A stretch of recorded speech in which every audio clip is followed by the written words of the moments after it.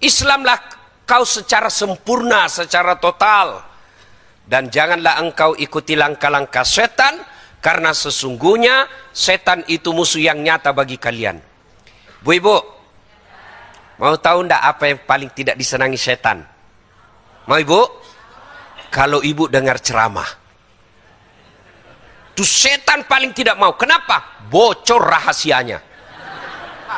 Maka dia goda kita ketika dengar ceramah begini. Nggak usah kau datang, panas. Nggak usah kau datang, lebih baik kau nonton di rumah. Alhamdulillah setan di rumah bisa kita kalahkan, hadir di tempat ini. Apakah setelah bapak-bapak duduk di sini setan menyerah? Oh, dia goda lagi kau Pak. Nggak usah dengar ceramah, pegang HP-mu. Jadi orang yang pegang HP ketika saya dengar ceramah, sesungguhnya kena godaan setan. Iya. Bagaimana ibu mau dengar ceramah kalau ibu sibuk begini? Hah? Bagaimana ibu mau dengar ceramah kalau ibu sibuk begini? Siaran langsung juga dia, cuma 2 penontonnya, suaminya sama mantunya. Ayo simpan HP-nya ibu, bisa? Ibu-ibu yang pegang HP ketika saya ceramah, saya doakan suaminya kawin lagi. Kenapa bapak-bapaknya riang gembira? Simpan HP, bisa? Bisa? Ibu bapak, saudara-saudara sekalian, tolong diperhatikan sebentar saja. Saya sebenarnya lagi kondisi kesehatan tidak baik. Lagi tidak baik-baik saja. Tadi malam saya dari Singapura berobat, jam 12 tiba. Ya. Nah, ini belum sehat betul. Tapi karena cintanya kepada majelis musyawarah, saya datang ke tempat ini. Cuma saya bilang saja tadi sama Mas Seto, jangan duduk di samping saya. Kenapa Ustadz? Tambah jelek saya Mas. Ya toh? Masya Allah ya. Kalau orang gagah duduk di samping saya, dia tambah gagah, saya makin hancur. Untungnya kita masuk surga bukan kualifikasi kegagahan. Kalau kegagahan nomor 1 masuk surga para artis, kita nomor belakang. Tapi alhamdulillah Allah katakan inna akramakum indallahi atqakum.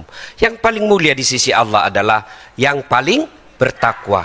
Ada kulit hitam, wajahnya budak, tapi dimuliakan oleh Allah. Siapa? Bilal bin Rabah. Ada orang tinggi jabatan, cakep, Masya Allah, cakep betul, kekuasaan bagus, namanya Fir'aun. Iya, Fir'aun itu Pak, tidak ada yang berani lihat wajahnya. Tapi karena dia sombong, Allah laknat dia. Apa laknat Allah? Haram masuk surga. Kalau kita masih 50-50. Ada harapan masuk surga, ada harapan masuk neraka Pak. Fir'aun sudah diponis haram masuk surga. Disebut dalam Quran, haram. Padahal dia gagah, elektabilitasnya paling tinggi Pak. Tapi karena tidak punya iman, Allah hinakan Fir'aun. Mana buktinya? Sampai detik ini tidak ada satupun manusia mau kasih nama anaknya Fir'aun. Jangankan kasih nama, dituduh aja Fir'aun marah Pak. Iya kan? Sebaliknya, ada manusia hina di hadapan manusia, namanya budak. Budak itu beda dengan pembantu. Kalau pembantu dia digaji tiap bulan dan dia bisa pilih tuan yang mana dia senang. Tapi budak itu hak milik Pak. Boleh dibakar, boleh ditikam, boleh dibunuh, hak milik. Seperti bapak punya handphone, mau lempar, mau celupkan ke air boleh Pak. Malah saya lihat ada iklan handphone boleh masuk ke air. Untuk apa masuk ke air? Memangnya kau bicara dalam kolam? Iklan beleng-beleng. Ya kan? Masita. Tapi karena punya iman, Allah muliakan Masita. Apa buktinya? Ketika Nabi Isra Mi'raj, Nabi mencium, siapa itu? Barusan saya bau harum seperti ini. Apa di arwah para nabi? Bukan. Para rasul? Bukan. Malaikat? Bukan. Siapa dia? Jibril? Dia arwahnya Masita. Harum. Sampai Nabi pun Isra Mi'raj masih mencium keharumannya. Cukup sampai di situ? Tidak. Allah muliakan Masita. Sampai detik ini berapa banyak perempuan namanya Masita, dan saya yakin ada di antara ibu-ibu. Nah, supaya kita menjadi orang yang jauh dari Fir'aun, masuk golongan Masita, kita hadir di pengajian ini. Tapi setan dia goda kamu. Tidak usah dengar ceramah, pegang HP-mu. Kau sudah tahu apa yang dia sampaikan itu. Ngapain kau ngaji kalau begitu?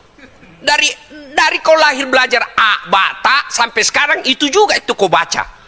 Kalau kau bilang, sudah kau tahu ceramahnya. Kenapa mesti diulang-ulang? Itu karena setan selalu menggoda kita. Maka simpan dulu HP-nya, dengar dulu ceramah. Ya. Nah, suatu kali Nabi di Madinah sangat panas. Panas betul. Itu Madinah, Bu. Ibu tahu Madinah? Tahu Madinah, Bu? Tahu? Itu Depok belok kiri. Nah, Madinah kalau panas, Pak, asli panas. Kalau dingin, asli dingin. Dan saya sering rasakan. Madinah panas waktu itu. Dalam keadaan panas, tiba-tiba ada seorang manusia keluar dari rumahnya. Berlari-lari kecil dia, Pak. Kenapa? Takut sengatan matahari. Lalu menuju ke masjid. Dia adalah Abu Bakar Siddiq. Selang beberapa saat keluar lagi dari rumah seorang manusia berlari-lari kecil.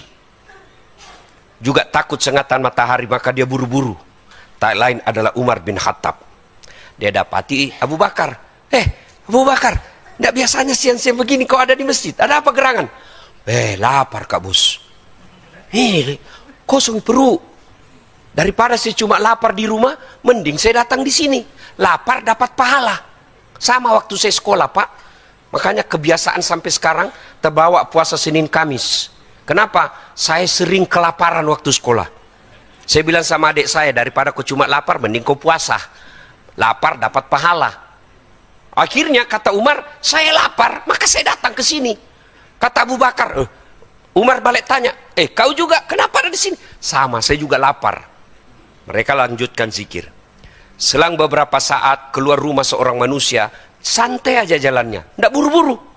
Kenapa? Kemana beliau melangkah, ada awan melindunginya sehingga tidak tersentuh secara langsung oleh matahari. Dialah Muhammad sallallahu alaihi wasallam. Assalamualaikum warahmatullahi wabarakatuh. Wahai sahabatku. Waalaikumsalam warahmatullahi wabarakatuh. Kata Nabi, siang-siang kok ada ke masjid semua di sini, ada apa? Kata Umar, kami lapar ya Rasul, makanya kami datang. Umar balik bertanya, ya Rasul, Anda juga kok barusan siang-siang begini? Dia bilang, sama, saya juga lapar di rumah, maka saya datang, Pak. Akhirnya Umar punya usul, ya Rasul, bagaimana kalau kita ke rumahnya Abu Dahda? Abu Dahda ini orang kayanya Madinah, hebatnya kaya dermawan. Yang banyak di Depok, kaya pelit. Kalau masih pelit masih aman, Pak, serakah. Kalau pelit dia cuma tidak mau keluar duitnya. Kalau serakah sudah tidak mau keluar, diambil haknya orang. Itu yang banyak politisi lakukan di Indonesia. Anehnya kita pilih juga. Apa? Bukankah belen-belen namanya itu? Iya toh, kita sudah tahu, tapi masih dipilih juga hanya karena pencitraan.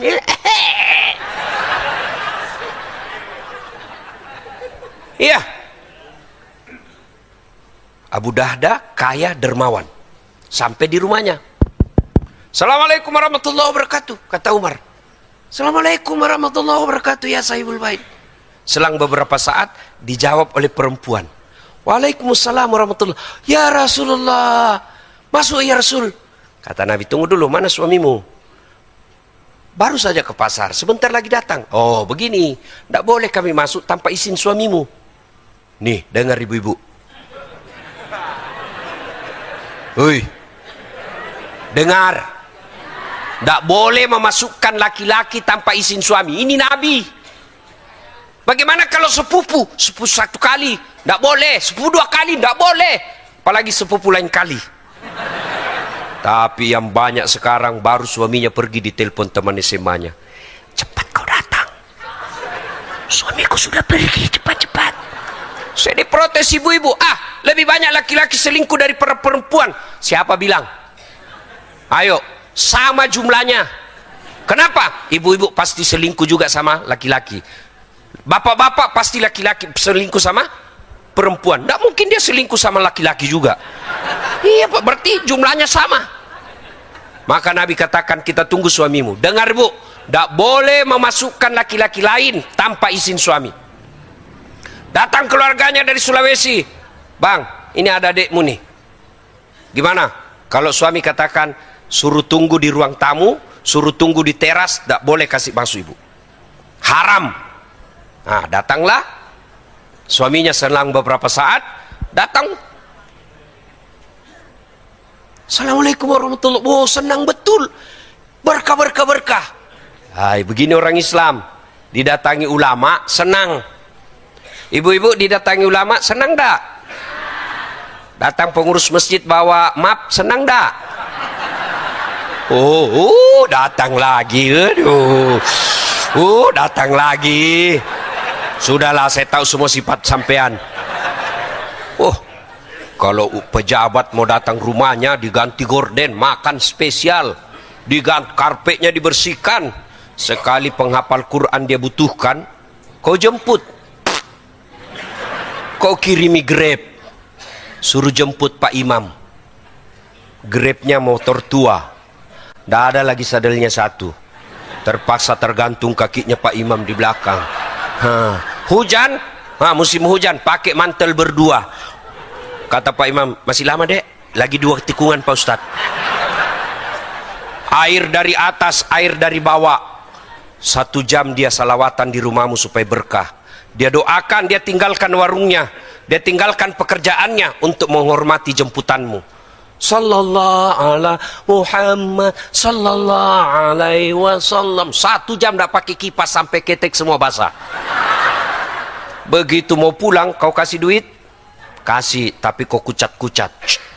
Ini Pak Ustadz, 50.000. Kata suaminya, 1 jam kau didoakan itu, masa cuma 50 kau kasih? Apa kata istrinya? Ya sudahlah bang, tambah di situ 2 sisir pisang. Bagaimana anakmu mau jadi pendakwah kalau dilihat kau menghormati ulamamu seperti itu? Ini Abu Dahdah senang betul. Ya Rasulullah, terima kasih kau datang ke rumah kami. Kenapa ya Rasul? Kata Umar, lapar kami bos. Jangan juga kau cari di buku bos, tidak ada kata bos di buku ini gaya dasar latih supaya enak. Lapar kami nih, adakah bisa dimakan? Tenang ya Rasul, duduk manislah ya Rasul di sini. Abu Dahdah ke kebunnya. Dia ambil pohon kurma pak, dia bawa dengan pohonnya. Bingung Nabi, ya Rasul, Abu Dahdah kita cuma memakan buahnya. Ya Rasul, kalau buahnya saya bawa, saya tidak tahu mana yang anda senang. Kalau saya bawa dengan pohonnya, silakan pilih. Begitu cintanya kepada Rasul. Cukup sampai di situ? Tidak. Beliau potong kambing yang paling bagus. Tidak seperti ibu-ibu ngasih orang, nak, ada kue di situ dalam kulkas, bawakan Ustadz Dasat daripada basi. La haula wala quwata illa billah. Nanti basi baru dia ingat ustadznya.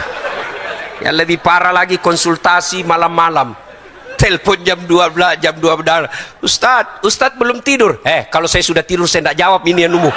Ada apa? Cek nomor aja Ustadz. Astagfirullah. Ya sudah. Lalu Abu Dahdah menyembelih binatang yang paling pagi. Sebagian dagingnya disate, dibakar, dipersembahkan kepada Nabi. Nabi menyantapnya dan berkata, Abu Dahdah, tolong bawakan anakku Fatimah. Sudah lama kasihan anak saya tidak makan enak seperti ini. Bawakan anak saya. Ini bapak-bapak ingat nih. Kalau makan enak di luar, jangan kau lupa bini dan anakmu. Nabi Masya Allah, dia ingat istrinya pak. Bapak kalau di luar traktir orang, semua makan enak, sampai di rumah istrinya tidak pernah ditraktir. Suami macam apa itu? Tidak pernah dicontohkan Nabi itu. Malah kalau pulang sudah ditraktir temannya, teman saya yang traktir bu, padahal dia yang traktir temannya. Hati-hati juga ini yang suka ditraktir. Apalagi yang tidak pernah traktir kamu semenjak kau kenal 12 tahun. Baru kau ditraktir, siapa tahu uang pilkada dia kasih makan kau. Nabi menyantap. Sudah itu Nabi mengambil semua sampel makanannya, diangkat, roti, daging. Apa kata beliau? Saudara-saudara sekalian, Tadi kita keluar dalam keadaan lapar, perut kosong, tapi alhamdulillah berkat persaudaraan di antara kita, perut kita sudah kenyang. Tidak perlu beli kambing, tidak perlu beli kurma. Alhamdulillah kita sudah kenyang. Tapi ketahuilah saudara-saudara sekalian, sampai Nabi 3 kali mengulangnya, ketahuilah saudara-saudara sekalian, semua yang masuk ke dalam tenggorokanmu, makan dan air yang lewat di tenggorokanmu, demi Allah kelak akan diminta tanggung jawabnya di hadapan Allah Subhanahu wa taala. Lalu Nabi mengucapkan ayat, al-yauma nahtimu ala afwahihim wa tukallimuna aydihim wa tashhadu arjuluhum bima kanu yaksibun. Sadaqallahul adzim. Apa hikmah dari kisah ini? Satu, tidak ada rumah tangga yang tidak ada masalahnya. Bapak-bapak, ada yang kalah soleh di sini Muhammad sallallahu alaihi wasallam? Hah? Hui. Ada? Ada kok kalah puasanya Nabi? Hah? Ada kok kalah tahajudnya Nabi? Ada kok kalah lisannya Nabi, hal lembutnya? Ada? Demi Allah, tidak ada yang kalah ibadahnya Nabi di kolong langit ini. Tapi apa Nabi tidak punya masalah? Dengar tuh tadi kisah, kelaparan Pak. Datang Jibril menawarkan, ya Muhammad, kau berdoa, ini gunung Uhud dijadikan emas. Apa kata Nabi? Lebih baik saya lapar hari ini, besok saya puasa, kenyang hari ini, besok saya puasa. Kita baru mengeluh, sedikit tidak makan, aduh ya Allah kenapa kau hukum saya begini? Itu Nabi, ibadahnya bagus, ada masalah dalam rumah tangganya. Ya Allah capek saya hadapi hidup saya, ya Allah. Kenapa kau berikan beban berat begini ya Allah?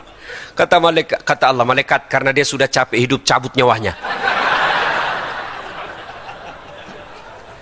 Mana ada manusia yang tidak ada masalahnya? Ayo.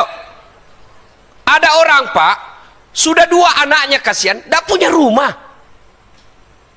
Ada orang belum menikah sudah punya rumah. Apa masalahnya? Tidak ada anaknya. Ada orang punya rumah, punya anak. Apa masalahnya? Suaminya selingkuh. Setia suami istri, ada anak, ada rumah. Apa masalahnya? Mertuanya suka intervensi.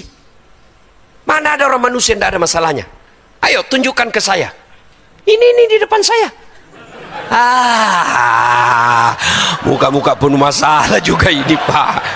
Ayo tunjuk ke saya, mana tidak ada masalahnya? Semua orang punya masalah. Alhamdulillah, sedulur-sedulur, sedulur saklawase. Allah tidak berkata, dasat, kalau ada masalahmu, kau jadi anggota dewan dulu. Tidak. Dimas, kalau ada masalahmu, kau jadi kaya dulu. Tidak.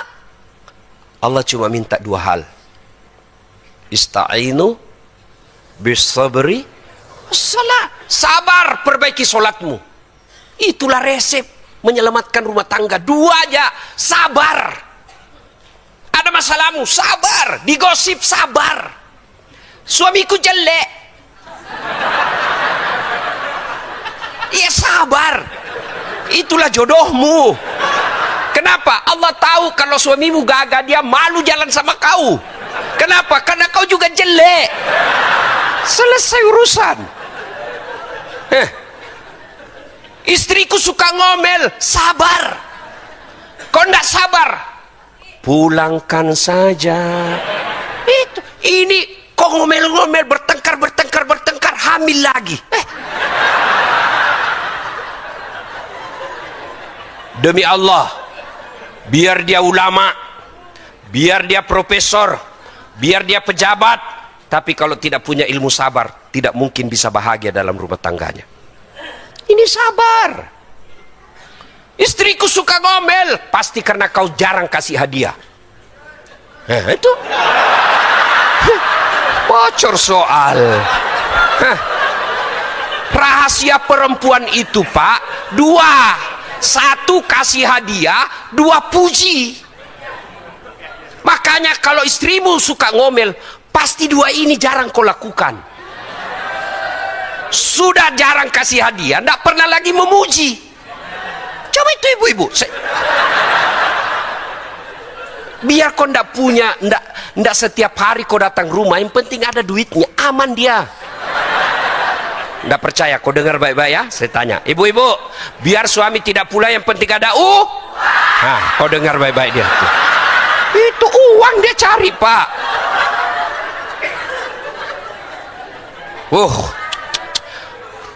Nah sekarang, apakah rumah tangga yang bergelimpangan dengan oh salah kalau bergelimpangan ya, bergelimang dengan materi, jaminan bahagia? Enggak. Kalau gara-gara materi orang bahagia, enggak ada anak orang kaya yang cerai. Buktinya lebih banyak anak orang kaya yang cerai daripada orang miskin.